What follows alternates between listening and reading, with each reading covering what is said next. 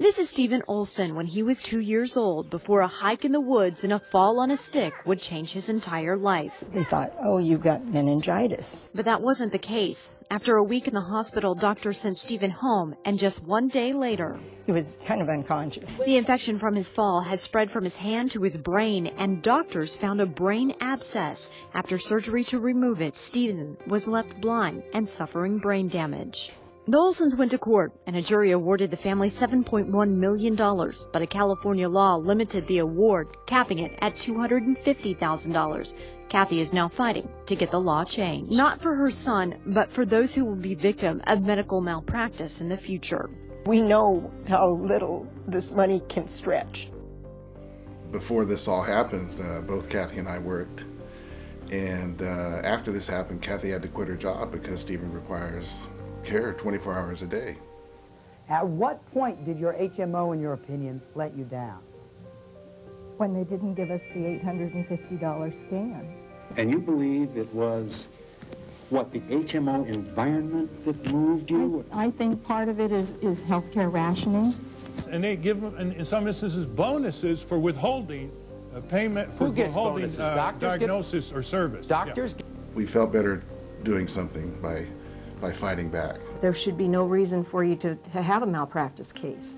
But unfortunately, I think what's happening now is that insurance companies are making medical decisions for people because basically it's the bottom line that counts. She'd always say it was hard. She says it's hard doing this, and it is, but she kept up the fight. She knew it was a fight. Republican leader Bill Frist vows to bring back the proposed caps on pain and suffering for all the nation's doctors, insurance companies, and medical manufacturers. And the Olsens vowed to head to Washington to fight it. Then there was the 216 bus tour.